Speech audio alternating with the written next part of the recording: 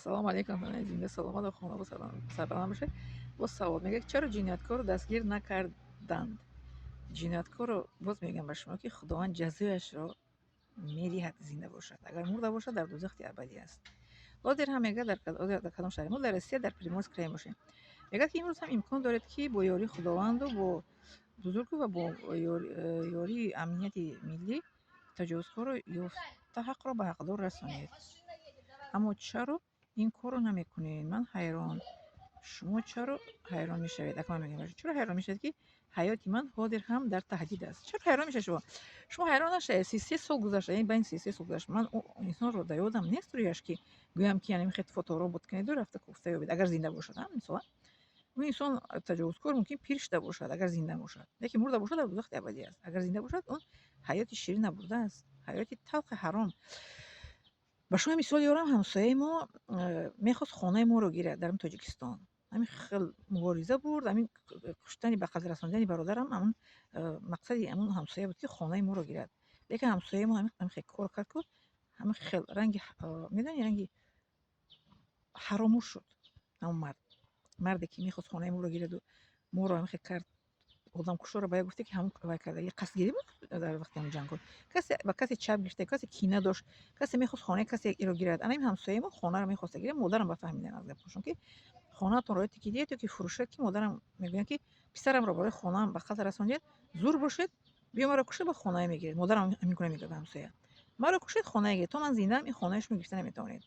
پس مادرم گفتن که یعنی پسرم رو همون همسایه برای خانه کشته است و دخترم رو تجاوز کردن. انا همسایه ما هم خیلی حیوان بر این بود، هم خیلی بیماری کشید و داد گفته یا هم فرزنداش گریخته رفتن داد وای میکرده است، نالیش میکرده است ما رو برای سوز کنید. و یک کارگری دولتی نامی بود و مرد چه کارگری بود، یوریست بود، چیزی بود که همین قدر دخترها دردش رو دوا کردن تونستن. همین خیلی چند مراتبه اینسولت گذرانی، چند الزگیمیر شد، پارکینسون شد، همین کسلای وزنی شد.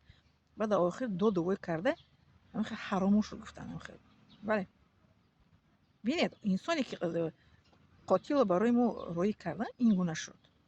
соучастник همخیلی کیلر رای کردن برای مثلا برادری ما رو کشتن و مثلا خانه گیرن.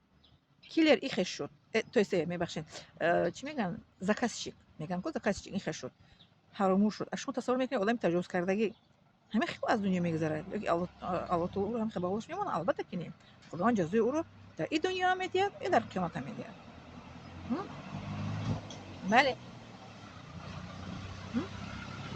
اون زکات اینقدر حرامور شد. نه همسایه ما برای خانه می کار کرده بود است و سر این آدم خوش آورده بود است. بابای کوچیده رفتن همونجا. بعد من که اومدم از خارجه مادرم گفت کوچیده رفتن اینا 20 کسل بزیف شد در همون خانه همون سکسیه در 4 متر زندگی میکرده. دود میگفت است همون پدیس و دوم به داد آورده است. به داد آورده گیریم برین دیوانه بگینه دیوانه شد بعد هوایی شد بعد هم خیلی حرامور شد گفتش زکاتش خیلی شد.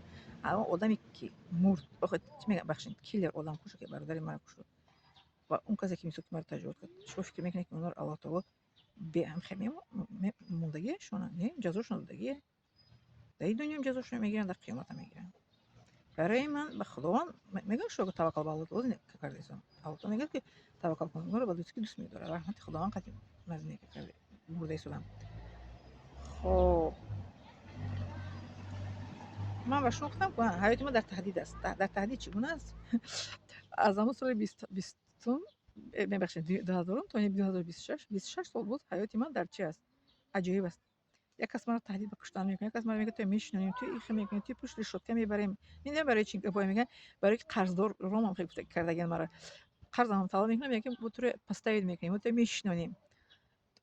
من گفتم کنه چیکار میکنیم؟ من 26 سال شد حیات من در تهدید است. حاضرم این حیات من حاضر در حکم قتل مرا دادگیان.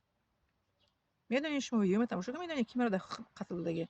من از طرف حکومت در قتل نیستم، از طرف چی میگن غیر تاجیکانی، از طرف میگه که من از بیگناهان هر چیز ندارم، هر چیکار با من خیش کرد من در حکم قتل میباشم. خب اما چی گفتم شما ده؟ حتی نمیتونم این دیگه حتی نمیتونم که به وطن برگردم. نیستم بوده اینجا حتی ما به وطن برگشتن نمیتونم برای که من تهدید به کشتن کردن.